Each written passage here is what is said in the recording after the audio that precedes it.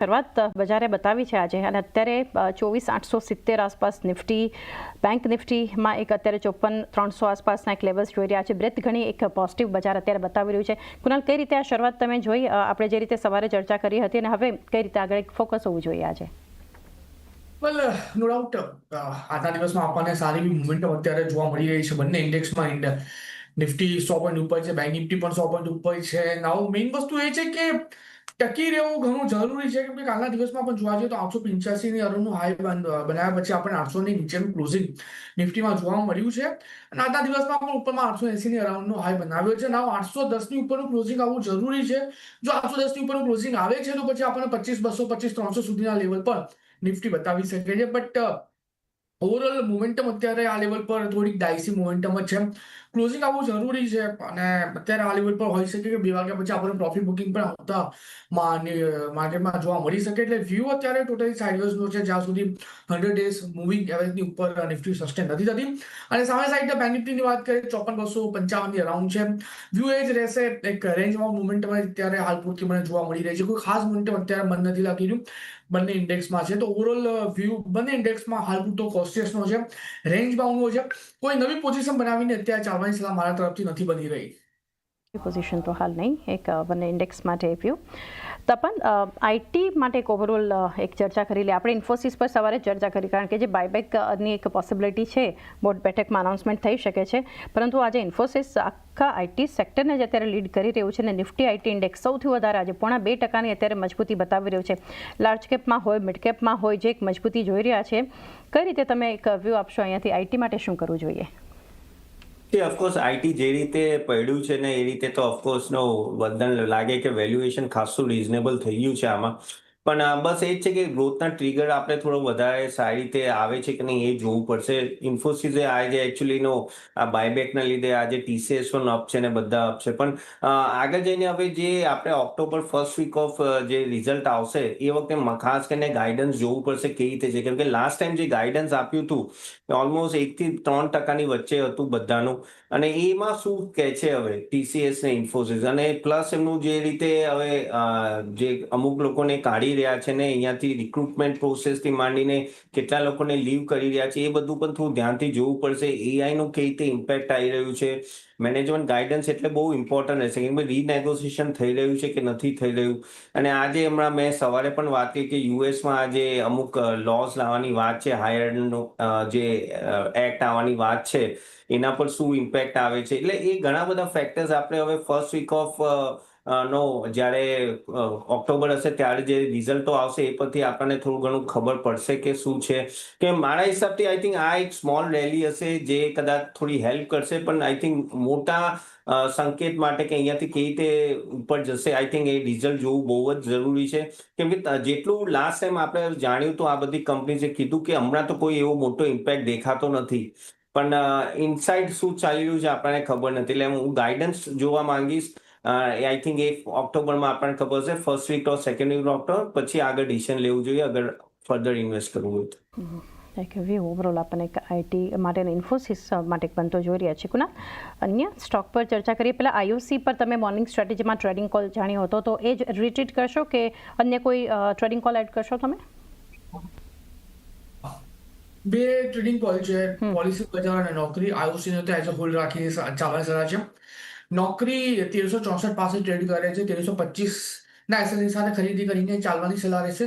1395 નો પહેલો ટાર્ગેટ, અને જો બ્રેક કરે તો 1445 નો બીજો ટાર્ગેટ પણ આપણને આમાં જોવા મળી શકે. એટલે નોકરીનો પહેલો કોલ છે, બીજો પોલિસી બજાર 1827 ની અરાઉન્ડ આ સ્ટોક ટ્રેડ કરે છે, ખરીદારી કરીને ચાલવાની સલાહ રહેશે. 1765 ના એસએલની સાથે ટાર્ગેટની વાત કરીએ તો 1875 નો પહેલો ટાર્ગેટ, અને જો બ્રેક કરે તો 1955 નો બીજો ટાર્ગેટ પણ આપણને આમાં જોવા મળી શકે.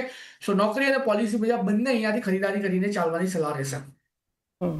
તો અહીંયાથી સૌથી પહેલાં તો ઇન્ફોએજ માટે નોકરી 1325નો સ્ટોપ લોસ, 1395 અને સાથે અહીંયાથી 1445 બે ટાર્ગેટને ખાસ કરીને તમારે ધ્યાનમાં રાખવાના છે. ત્યારબાદ PB ફિનટેક માટે 1765નો સ્ટોપ લોસ રાખો, 1875ના પહેલાં અને એની ઉપર 1955 સુધીના ટાર્ગેટ પહોંચતા આપણને બતાવી શકે છે. તો આ બંને ટ્રેડિંગ કોલ્સ આપણે જોઈ રહ્યા છીએ કુનાલ તરફથી. IOC પણ મોર્નિંગ સ્ટ્રેટેજીમાં એમણે શેર કર્યો છે.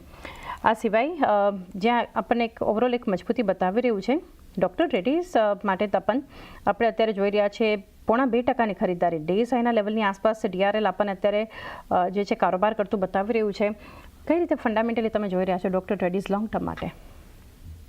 ડોક્ટર રેડ્ડીઝનો એની પાસે જે પાઇપલાઇન છે ને એ ખાસી સારી એવી છે, બ્રાન્ડેડ પાઇપલાઇન છે આખી ગ્રોથ માટે. એ કહેવાય ને કે એક સારો એવો ડબલ ડિજિટ પણ ગ્રોથ આપી શકે છે. ઓફકોર્સ કોમ્પ્લેક્સ જેનરિક્સ અને બાયોસિમિલર્સમાં આઈ થિંક રેન બક્ષીએ સારું એવું ડોક્ટર રેડ્ડીએ સારું એવું કામ કર્યું છે.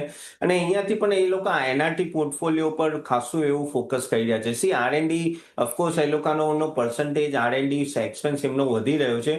પણ એના લીધે પણ આગળ તમે જો તો ઓપરેશનલ એફિશિયન્સીને લીધે ઇબીટા માર્જિન પણ ઓલમોસ્ટ સારું એવું ગ્રો થઈ રહ્યું છે. જે ફોકસ હવે આજકાલ દેખાઈ રહ્યું છે ડોક્ટર રેડ્ડીઝ એ ઇમર્જિંગ માર્કેટમાં છે. Almost 18% year on year growth દેખાય છે. ઇવન તમે યુરોપમાં પણ generic growth I think almost સારો એવો છે. સો મારા હિસાબથી આ સ્ટોક સારો છે. એટલે આ લેવલે હું એવું એક્સ્ટ્રીમલી બુલિશ નથી, પણ આઈ થિંક હોલ્ડ કરીને રખાય. પણ અગર નવું બાય કરવું હોય તો આઈ થિંક અહીંયાથી થોડું નીચે આવવા દેવું 10-15% ને પછી આઈ થિંક નવું બાય કરાય. કેમ કે valuation point of view I think perfection પર છે. એટલું રૂપ દેખાતો નથી. તો થોડું ડીપ આવે પછી બાય કરો તો વધારે સારું. થોડા એક ઘટાડાનેથી ડૉક્ટર રેડ્ડીઝ માટે ખાસ કરીને ધ્યાનમાં રાખી શકો છો. અત્યારે તો આપણે જોઈ રહ્યા છે સ્ટોકમાં એક ખાસી ખરીદદારી આવતી જોઈ રહ્યા છે. અદાની પોર્ટ માટે એક છેલ્લે તપન એક વ્યૂ ઓવરઓલ આપણે લઈ લઈએ. મજબૂતી આ સ્ટોક પણ આપણને સતત ખાસ કરીને બતાવ્યું છે. ગઈકાલે પણ ઇનફેક્ટ ગ્રુપની બધી કંપનીઓમાં મજબૂતી હતી. આજે પણ જોઈ રહ્યા છીએ અદાની એન્ટરપ્રાઇઝીસમાં એક ખરીદદારી, total gas, Adani green, ACC, Ambuja બધામાં એક મજબૂતી જોઈ રહ્યા છે. અદાની પાવર 2% ઉપર છે. ઓવરઓલ એક ગ્રુપ માટે જ એક વ્યૂ લઈએ. ફંડામેન્ટલી તમે કઈ કંપની વધારે સ્ટ્રોંગ અહીંયાથી જોઈ રહ્યા છો અદાની ગ્રુપની? અદાની ગ્રુપની વાત કરીએ તો ઓફકોર્સ તમે છેલ્લા 2 વર્ષથી જો ખાસા ફાઇનાન્શિયલ્સમાં ઇમ્પ્રુવમેન્ટ થયા છે. ઘણું બધું ડેટ પે કર્યું છે. એ જ્યારે હિન્ડલબર્ગનો કેસ થયો હતો એના પછી એ લોકોએ પોતાને ખાસું લીવરેજ ઓછું પણ કરી દીધું છે. અને ખાસું અમુક જગ્યાએ એમને સ્ટેક સેલ ખાસ કરીને અદાણી વિલમાર ને એ બધામાં સ્ટેક સેલ કરીને ડેટ પણ ઓછું કર્યું છે. એટલે એ રીતે બધા પોઝિટિવ છે. ઓફકોર્સ આ બધા સ્ટોક્સ હવે ખાસા એવા રિકવર પણ થયા છે. પણ ફંડામેન્ટલી પણ હવે ધીરે ધીરે ઘણું ઇમ્પ્રુવમેન્ટ થયું છે. પણ અગર તમે કહેશો કે આમાંથી નંબર 1 ચોઇસ તો મારી અદાની પોર્ટ જ હશે. કેમ કે અદાની પોર્ટ એક ક્લિયર કટ વિનર છે. તમે જો કે ઓલમોસ્ટ હજી પણ 2 વર્ષનો ઓલમોસ્ટ 10% કાર્ગો વોલ્યુમ ગ્રોથ દેખાય છે. અગેન લોજિસ્ટિક્સ એન્ડ મરીન સર્વિસીસમાં પણ એક સારો એવો ગ્રોથ અહીંયાથી દેખાઈ રહ્યા છે. અને અહીંયાથી શું થાય છે કે એ લોકોનું બધું જ કહેવાય ને કે એ લોકો પાસે લોજિસ્ટિક્સ છે, પોર્ટ છે અને આખું એક જબરજસ્ત એ લોકોએ કોલોબરેશન કર્યું છે. જેનાથી જે પણ એ લોકોની સર્વિસ છે એ લોકોને પણ ઘણો ફાયદો થયો છે. ઓફકોર્સ આઉટલુક પણ એસએનપીએ તમે જો તો એનો ઓલમોસ્ટ પોઝિટિવ કરી દીધો છે. તો કાર્ગો આઉટલુક પણ આગળ જઈને સારો એવો ઓલમોસ્ટ 11%ની આજુબાજુ રહેશે, જે પોઝિટિવ છે. તો ઇબીટા માર્જિનથી પ્રોફિટ માર્જિન પણ હવે એમાં ઇમ્પ્રુવમેન્ટ આવે છે કેમ કે ઓપરેશનલ એફિશિયન્સી લઈ રહ્યા છે. તો આઈ થિંક અદાની પોર્ટ એક એવો સ્ટોક છે કે જે તમે લોંગ ટર્મ માટે તમારા પોર્ટફોલિયોમાં રાખી શકો છો. અને કમ્પેર ટુ અર્લિયર અગર તમે 3 વર્ષ પહેલા કે 2.5 વર્ષ પહેલા જો હવે આઈ થિંક અદાનીની બધી કંપનીઝમાં ઘણા ફેવરેબલ ફેક્ટર છે. જેના લીધે આઈ થિંક ગ્રુપનું આખું ફાઇનાન્શિયલ સારું થઈ રહ્યું છે. અને ઇન્વેસ્ટરે આઈ થિંક એના તરફ નજરે દોડાવી છે. એક વ્યૂ અદાની પોર્ટ ફંડામેન્ટલી ધ્યાનમાં રાખી શકો છો. તપન એ સાથે રજા લઈએ અને આપણા ડિસ્ક્લોઝર્સ જાણીએ. આ જેટલા સ્ટોકની મેં ચર્ચા કરી છે એમાં મારું પર્સનલ ઇન્વેસ્ટમેન્ટ નથી, પણ હા મારા ક્લાયન્ટનું હોઈ શકે છે. Thank you for calling. Tapan આપનો પણ આભાર અમારી સાથે જોડાઈ માર્કેટ પર ચર્ચા કરી. કુનાલ, રેલટેલ માટેનો એક વ્યૂ લઈએ. મજબૂતી આ સ્ટોક ડેઝ હાઈ પર અત્યારે અને વોલ્યુમ બેઝડ જબરદસ્ત બાઇંગ છે. 5.5% ખરીદદારી અત્યારે રેલટેલમાં થઈ રહી છે. અત્યારે આપણે જોઈ રહ્યા છીએ એટલે આજની જે અપડેટ છે કંપની માટે 396 કરોડનો મલ્ટિપલ જે ઓર્ડર મળ્યો છે એટલે એક ખરીદદારી સ્ટોક આપણને પ્રી ઓપન સેશનથી જ બતાવી રહ્યું હતું. આપ કઈ રીતે સલાહ આપશો રેલટેલ? વેલ વ્યૂ ડેફિનેટલી પોઝિટિવ સાઇડનો છે. ગેપ ઓપનિંગ આપણને આ કાઉન્ટરમાં થતું જોવા મળ્યું છે. ઉપરના વધારે 368 અને 377 સુધીના લેવલ એઝ અ ટાર્ગેટ આપણા કાઉન્ટરમાં જોવા મળી શકે. નવી પોઝિશન બનાવીને ચાલવાની સલાહ નથી, બટ જે એક્ઝિસ્ટિંગ પોઝિશન છે એને જ હોલ્ડ કરીને ચાલવાની સલાહ છે. ઉપરના વધારે કાઉન્ટર જો 378 ની ઉપર સસ્ટેન થાય છે તો પછી સારી રેલીમાં કાઉન્ટર આપણને 430 સુધીના પણ લેવલ બતાવી શકે છે. એટલે વ્યૂ ડેફિનેટલી અત્યારે હાલ પૂરતો પોઝિટિવ સાઇડનો જ મેન્ટેન કરીને ચાલવાની સલાહ છે. પોઝિટિવ સાઇડ પર એક વ્યૂ મેન્ટેન રાખી શકો છો રેલટેલ માટે. આગળ અત્યારે કરીએ તો